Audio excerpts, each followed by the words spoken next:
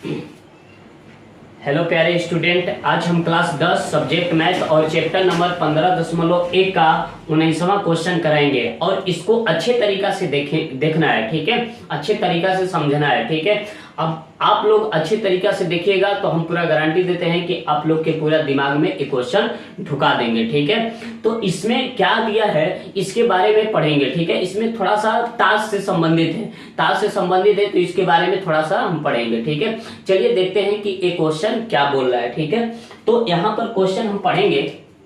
बोला है कि एक बच्चे के पास ऐसा पासा है जिसके फलक पर निम्नलिखित अक्षर अंकित किया गया है। निम्नलिखित कहने का मतलब कि नीचे लिखा हुआ होता है। ठीक है, तो यहाँ पर बोला है कि एक बच्चे के पास ऐसा पासा है जिसके फलक पर निम्नलिखित अक्षर अंकित हैं। ठीक है, अंकित हैं। अब कौन कौन अक्षर हैं? तो ए है, बी है, सी है, डी है, ई है और ए है। ठीक है, यही हमारा क्या है पासा कहने का मतलब कि पासा पर हमारा 5 गो क्या है, कितना है 1 2 3 4 5 6 गो अक्षर क्या किया गया है, अंकित किया गया है। कौन कौन? तो A B C D E और फिर उसके बाद क्या है ए अंकित किया गया है। ठीक है, तो इसको अच्छे तरीके से एकदम समझना है। तो बोला है कि इस पासे को एक बार फेंका जाता है, इसकी क्या प्रायिकता है कि प्राप्त क्या हो, ए हो, फिर उसके बाद प्राप्त क्या हो, डी हो। मतलब जब पासे को हम फेंक रहे हैं ना तो उस पासा पर क्या लिखा है, ए सारा लिखा है, और जब पासे को उछाल रहे हैं तो वो प्राप्त होने की प्रायिकता, मतलब ए प्राप्त होने की प्रायिकता ज्ञात कीजिए और उसके बाद डी प्राप्त होने की प्रायिकता ज्ञात कीजिए। इसको सोल्व करना है एकदम आसान भाषा में। ठीक है, चलिए देखेंगे क्या दिया है। तो पहले लिखेंगे कि दिया है। देखिए कब है अक्षर, तो 1 2 3 4 5 6 कुल हमारा अक्षर की संख्या कितना है? तो यहां पर लिखेंगे कुल अक्षर की संख्या का अगर बात करें तो कुल अक्षर की संख्या कितना होगा? 1 2 3 4 5 6। तो कुल अक्षर की संख्या का बात करें तो कितना होगा? 6 होगा। ठीक है, अब यहां पर हमको निकालना है कि इस पासे को एक बार फेंका जाता है, इसकी क्या प्रायिकता है कि प्राप्त ए हो, मतलब ए प्राप्त हो और उसके बाद डी प्राप्त हो। इसी चीज का हमको क्या निकालना है, प्रायिकता निकालना है। ठीक है, तो यहाँ पर कुल अक्षर की संख्या कितना हो जाएगा? 6। कौन कौन होगा? तो 6 को देखो A B C D E, फिर उसके बाद ए होगा। और उसके बाद यहाँ पर अब लगाएंगे प्रायिकता बराबर सूत्र लगाएंगे। तो सूत्र क्या होता है प्रायिकता बराबर? तो यहाँ से लिखेंगे सूत्र से प्रायिकता बराबर होता है पीई बराबर होगा एन ई और बटा में क्या होगा, एन एस होगा। बटा में क्या हो जाएगा, एन एस होगा। ये प्रायिकता बराबर सूत्र हो गया। ठीक है, तो पहला अगर हम क्वेश्चन का बात करें तो उसका प्रायिकता निकालना है जो ए प्राप्त हो। तो ए प्राप्त हो तो ए कब है, इसमें देखेंगे कि ए कब है, तो 1 और 2 है। क्या है? तो अनुकूल घटना कितना हो गया? अनुकूल घटना 2 हो गया। ए कब है? तो 2 है, तो अनुकूल घटना 2। और उसके बाद कुल घटना का अगर बात करें तो कुल घटना कितना होगा? 6। जब इसको काटेंगे तो कितना होगा? 1/3 आ जाएगा। तो इसका ए आंसर हो गया। ठीक है, फिर अगर दूसरा क्वेश्चन का अगर बारे में बात करें तो दूसरा क्वेश्चन क्या दिया है? डी प्राप्त हो, उसकी क्या प्रायिकता है? जो डी प्राप्त हो। तो यहां पर लिखेंगे डी, क्या लिखेंगे? डी प्राप्त हो। तो डी का अगर हम बात करें तो डी कब है? इसमें डी कब है? तो एक है सिर्फ। तो इसमें अनुकूल घटना 1 हो गया और उसके बाद कुल घटना कितना हो गया? 6। तो इसका कितना हो जाएगा? 1/6 हो जाएगा। इसका ए पहला का आंसर 1/3 आ गया और दूसरा का क्या आ गया? 1/6 आ गया। ठीक है, आशा करते हैं कि आप लोग को ये समझ में आ गया होगा। चलिए आगे क्वेश्चन देखते हैं। ठीक है, चलिए 20वां क्वेश्चन देखते हैं। 19वां क्वेश्चन आशा करते हैं कि आप लोग को समझ में आ गया होगा और 20वां क्वेश्चन समझेंगे। ठीक है, 20वां क्वेश्चन क्या दिया है? देखिए यहाँ पर 20वां क्वेश्चन में स्टार लगा है। स्टार का कहने का मतलब कि ये परीक्षा में पूछता नहीं है। ठीक है, तब पर भी एक क्वेश्चन को पढ़ना है, नॉलेज के लिए एक क्वेश्चन को पढ़ेंगे। ठीक है, तो इसमें देखिए क्या है, बोला है कि मान लीजिए आप एक पासे को आकृति 15.6 क्या है 6 में 15 दशमलव, ये आकृति है जो 15 दशमलव क्या है 6 है में दर्शाया दर्शाए आयताकार क्षेत्रफल क्षेत्र में यादृश रूप से गिरते हैं। इसकी क्या प्रायिकता है कि वह पासा 1 मीटर वाले व्यास 1 मीटर व्यास वाले वृत्त के अंदर गिरेगा। जैसे कहने का मतलब कि इसमें एक पासा है, ठीक है, एक पासे को उछाल रहा है, तो आयताकार भाग है और क्या है, एक वृत्ताकार भाग है। तो उसका बोला है कि उसकी क्या प्रायिकता है कि जो पासा गिरेगा ना, वृत्त के अंदर गिरेगा, और वृत्त का व्यास का अगर बात करें तो 1 मीटर होगा। क्या होगा?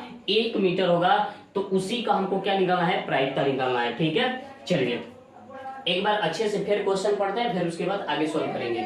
मान लीजिए आप एक पासे को आकृति 15.6 में दर्शाए आयताकार क्षेत्र में यादृच्छिक रूप से गिरते हैं।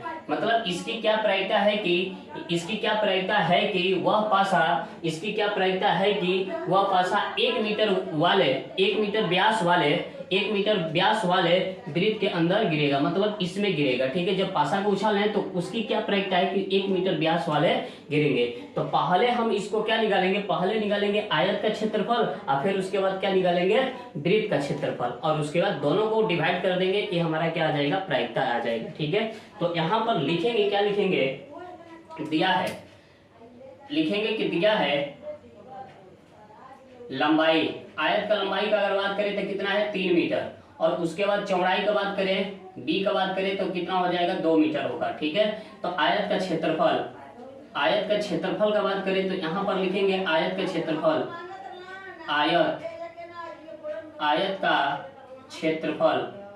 क्षेत्रफल होता है, क्या होता है? तो लंबाई गुणे क्या होता है? चौड़ाई। लंबाई कितना दिया है? 3, और चौड़ाई कितना दिया है? 2, तो इसमें गुणा कर देंगे 6 मीटर स्क्वायर हो जाएगा। ठीक है, तो आयत का क्षेत्रफल कितना आ गया? आयत का क्षेत्रफल आ गया 6 मीटर स्क्वायर हो गया। ठीक है, और उसके बाद अब यहाँ पर लिखेंगे कैसे? देखो यहाँ पर दिया है वृत्त का अगर बारे में बात करें तो d बराबर दिया है 1 मीटर। ठीक है, तो r बराबर क्या हो जाएगा? r बराबर होगा 1/2 मीटर होगा। ठीक है, 1/2 कहने का मतलब कि 1 मीटर हो गया, तो इसका r जो होता है त्रिज्या आधा होता है, व्यास का आधा क्या होता है? त्रिज्या होता है। तो 1/2 मीटर हो गया। क्या हो गया? 1/2 मीटर। ठीक है, 1/2 हो गया। अब इसके बाद आयत का क्षेत्रफल निकाल दिए, तो अब हम निकालेंगे, क्या निकालेंगे? अब निकालेंगे वृत्त का क्षेत्रफल। तो लिखेंगे कि वृत्त का क्षेत्रफल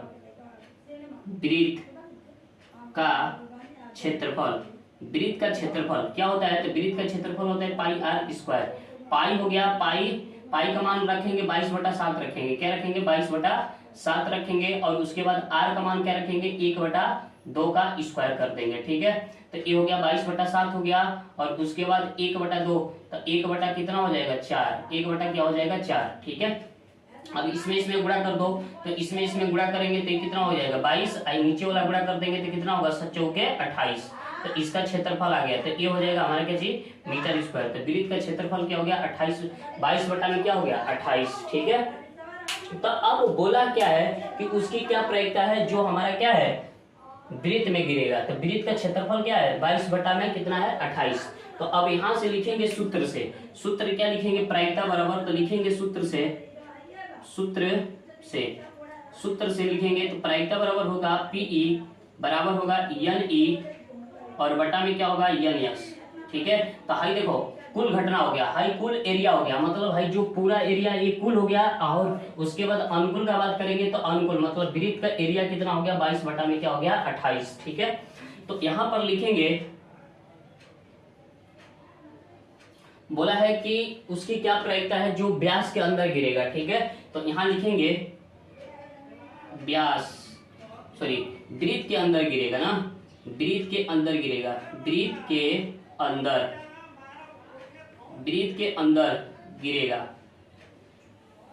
ठीक है, गिरेगा।